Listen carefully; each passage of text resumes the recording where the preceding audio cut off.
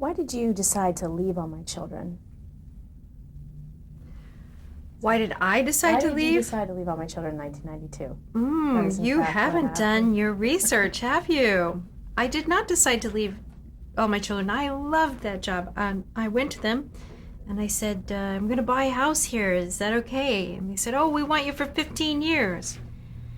Anyways, in the meantime, what happened was Tony Geary came back to General Hospital as another character with brown contacts in, and it was failing badly.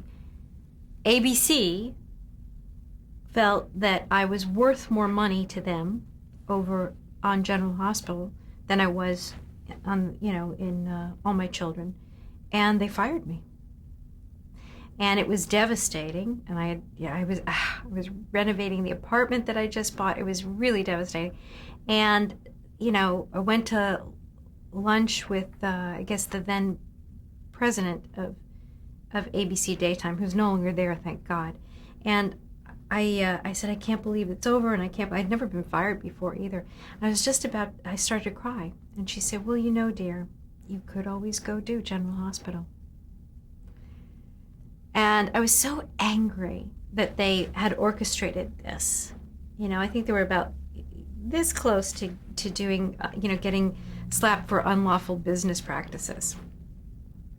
But I didn't really have any way to fight it. It's like Big Brother, They don't want you here anymore. They want you. There's nothing I could do. But I was angry and I didn't want to say yes right away. I wanted to punish them. So I went to acting class for another year. And I didn't get any work in New York. And eventually I took their job and I went back to GH to take Tony from being Bill back to Luke. So had you kept in touch with Tony at that period? Were you talking No. about the return? No. He was in touch with me at the time before the return. He really wanted me to come back at that time. He wanted me there because he didn't feel they were pressuring him to be Luke again, and he didn't feel that he could do that without me at his side, and he wanted me back. Did you feel that you would be able to recapture the Luke and Laura relationship that there had been all those years ago? I was very nervous about it, nervous about what it might be. But again, this was in a way what I'd always wanted. I wanted to go home. And I was happy that it was going to happen. And so I was being as positive about it as I could be. So, I remember being sad too that this was I felt the end of my journey as an actress beyond Luke and Laura. I felt like, okay, probably not going to get any movies now, probably not, these things probably won't happen, but it's still comforting to go home. What was the storyline that reintroduced Luke and Laura into the show? It was that they had been on the run for many years. They had settled in Canada, and they had a diner there, and they had a son, Lucky, who was 10. And the story was that Frank Smith found them again, blew up their car, and they had a plan for the next run. And so they picked them up with this explosion at the diner, and Lucky getting the money out of the freezer and getting himself there on his own. And they had picked a spot where they would all convene. And it ended up being that they go back to General Hospital, they go back to Port Charles. And, sorry, is there something? I thought there was something wrong. I think what it was is that Laura really wanted to go home. And they took they took it right out of my heart, my yearning to want to go back home, and gave it to my character, but couldn't we just go home, Luke? Couldn't we just go home? And that was I did 10 years there then. What was the location shoot like? You shot in Rochester, New York? Mm-hmm. Oh, I thought that was very well done. I think that's probably the first time that they were ever completely prepared and very professional and did a terrific job. They hired the right people, and they did it like film because they were outside their league before that. But they did this one well. How did you feel about Laura being a mother this time around? I loved it. I just loved it. And I think it was playing a mother with little Jonathan Jackson that made me realize how much I wanted to be a mother and how ready I was to have that in my life. What was it like working with Jonathan? Oh, it was a dream. I just adored him. He was a baby when we got him. He was only 10. I used to keep juice boxes and animal crackers in my room for him. And he used to carve things for me and make things for me. And I just adored him. In 1994, Laura became pregnant. Were you also pregnant in real life? Yes. So with my first baby. They wrote the pregnancy into the storyline for you? They did.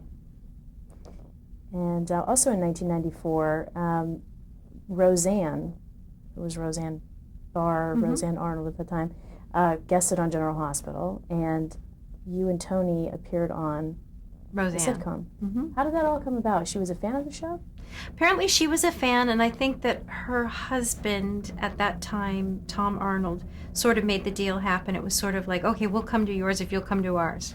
Basically, it was fun. Did you play Luke and Laura on the sitcom? Yes. It was Luke and Laura stop at their diner, I think, is how it went. And she's, pours us a cup of coffee. What was it like working with newcomer Tyler Christopher, who was cast as your son, Nicholas Cassadine? Well, when he first came on, he was very, very green. He was really, it was his first job, I think, and he needed a lot of nurturing. And I enjoy that. I like doing that, especially with young people and actors. I like, handing that on. And I like empowering young actors and making them feel, because I worked with a lot of people as a kid, I think, who scared me and intimidated me and sort of bullied me. And I like really, now that I'm in that position with younger people, I like to empower them. What's your relationship like when you went back this last time with Tyler? Great. He's grown so much. And I love my scenes with him. It's just so easy. We have a very easy love for each other. In 1997, Laura found out that her mother, Leslie, hadn't died in the car accident like everyone thought, and this led to one of your biggest storylines. What were the challenges from an acting perspective of learning that Leslie was alive? This was something that I'd fought for an awful lot because I really felt, that the relationship with her mother was a huge part of her. And I really wanted Denise to come back. And so, the producer at the time really heard me and she went for it. So it was great. I was thrilled to have her back. In 1998, head writer Bob Guza wanted to revisit Laura's rape. How did you feel about going back to that? I feel, frankly, that he didn't consult with me enough. There has been a problem for me with growing up on this show. Sometimes when people get you as a little teenager, in their minds, you're sort of always the little teenager. And so whenever we were talking storyline, they would only talk with Tony and not with me, and so they never got my input.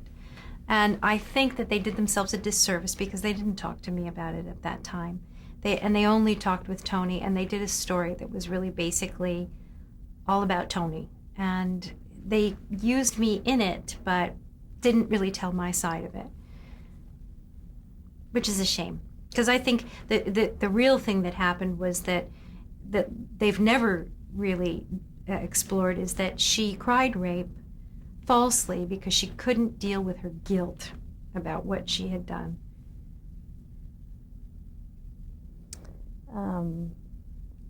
In 1999, Jonathan Jackson decided to leave the role of Lucky, your son Lucky.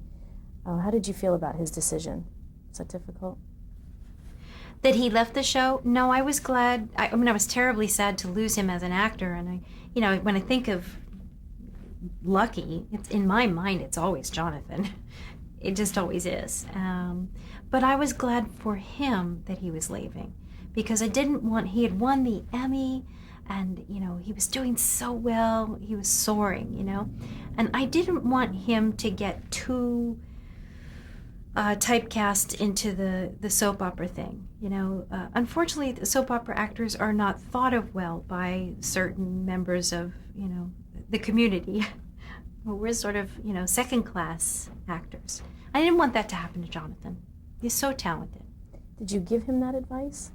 Yes, yeah. I did. I said, don't stay too long. Get out of here. Tyler Christopher had also opted to leave the role of Nicholas. Can you talk about working with his recast, Stephen Martinez?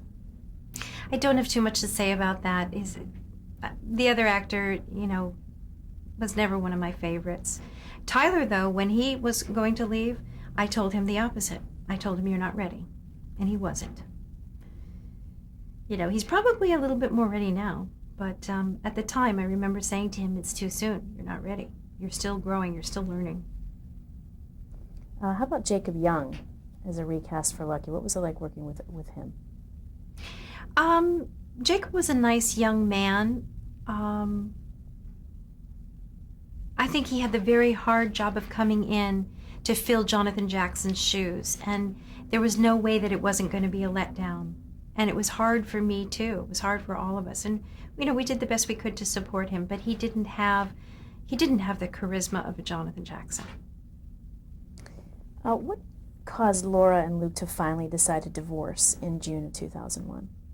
Yeah. They miss each other. Neither one can say to the other one, I don't want a divorce. I'm so scared I'm going to lose you. Could you forgive me? Could we try again? Neither one has the strength in this one scene. Or actually, it's an episode. Neither one has the strength to say that. And they both start to say it at different times and just miscommunicate. And they miss each other. That's the only way it makes sense to me, because I know we knew we completed that day's work knowing that they still loved each other. Was it difficult then to play those scenes of actually signing the divorce papers? And it was very difficult. It was very difficult to go through, to make that work, to sell that to the audience, to believe it, and to not, to make it real for myself, that she tried everything she could and had to sign it. Did you think it was really the end of them at that point? No.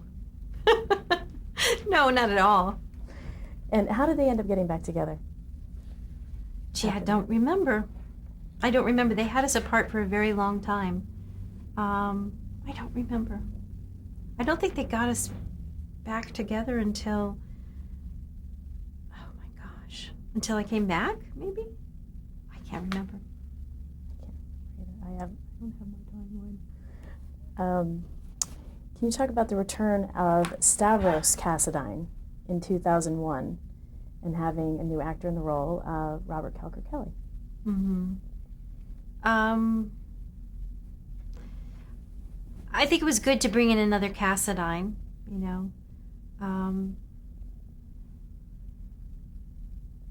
I can't remember too much about that, frankly. The Cassadine story was a good story.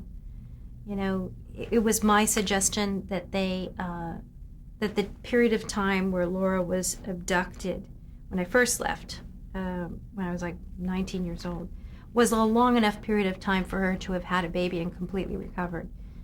I just sort of dropped that on Bob Scusa's desk one day. It could have happened. And they went with it. And it was great.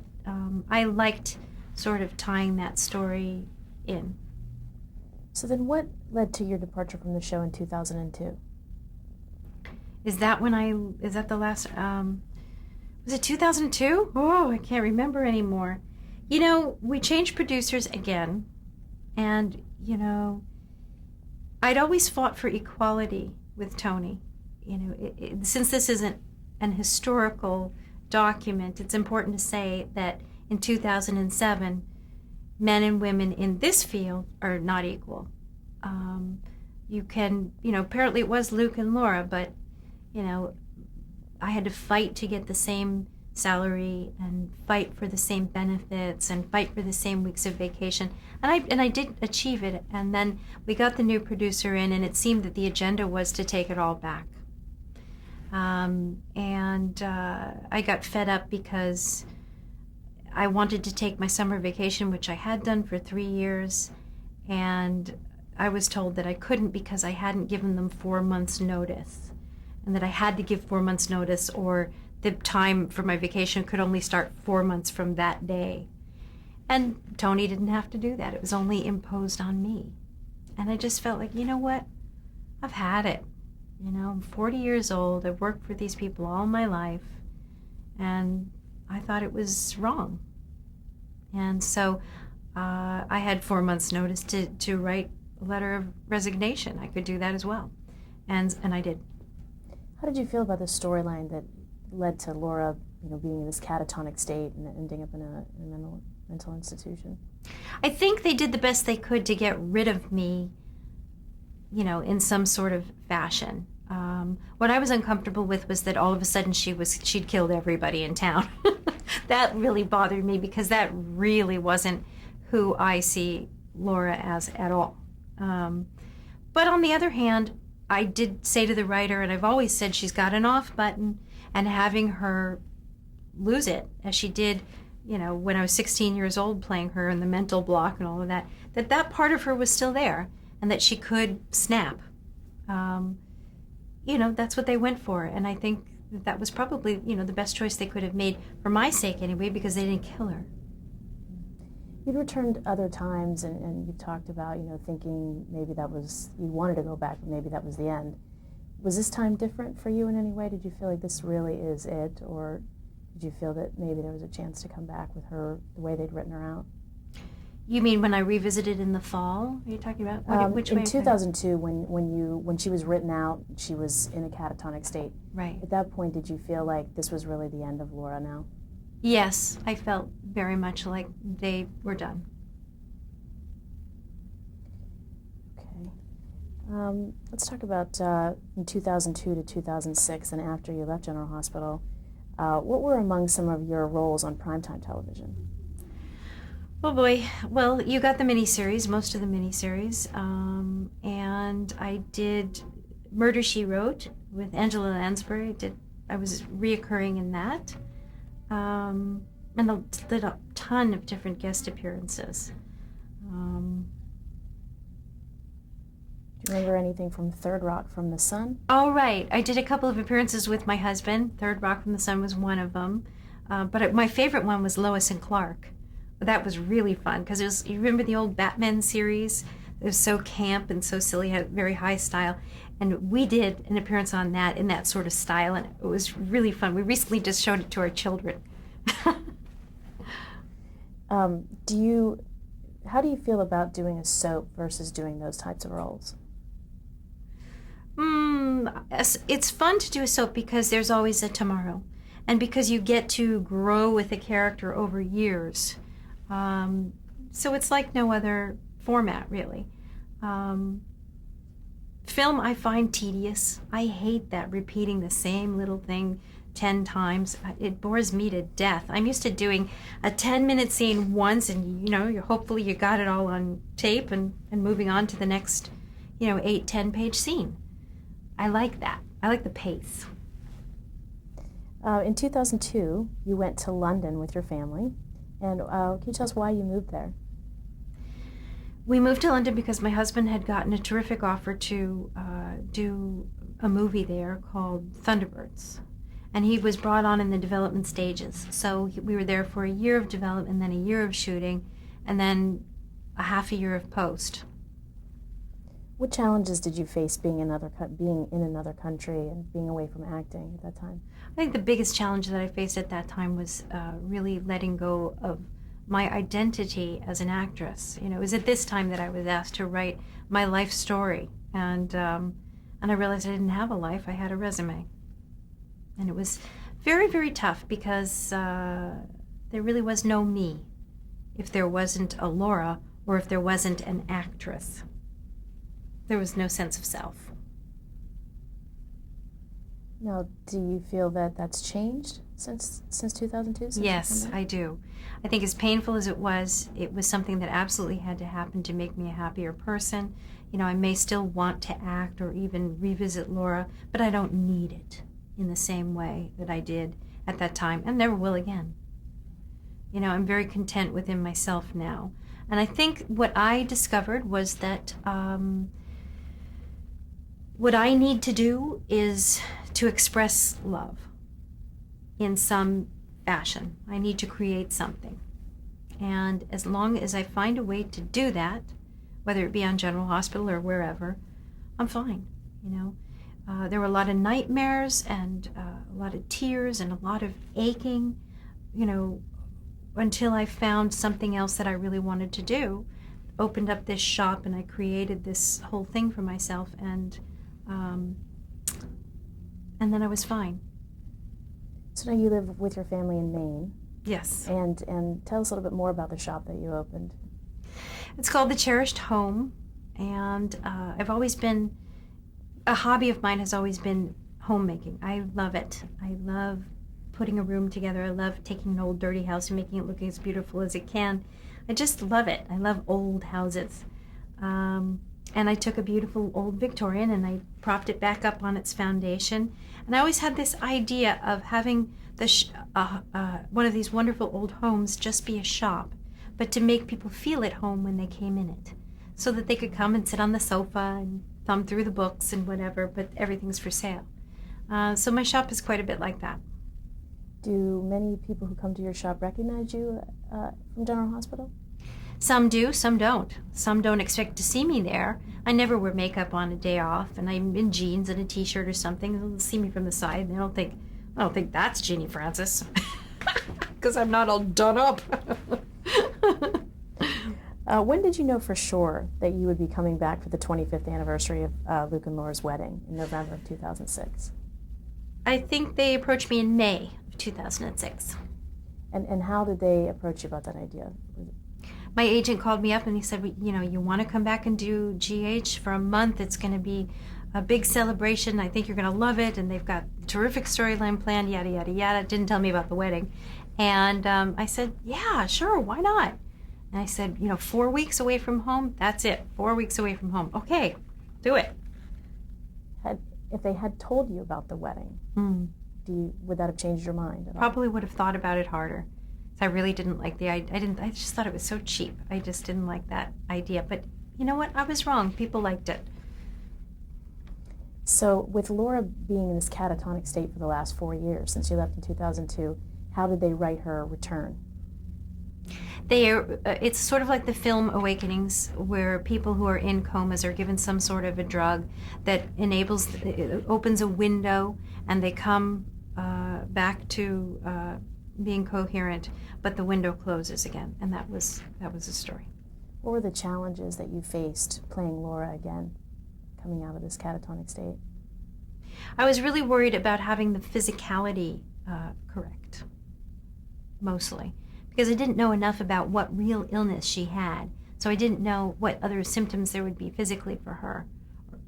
And I could never really nail them down to, well, what does she have? So that I could, you know, Google it and research it. That was my biggest concern.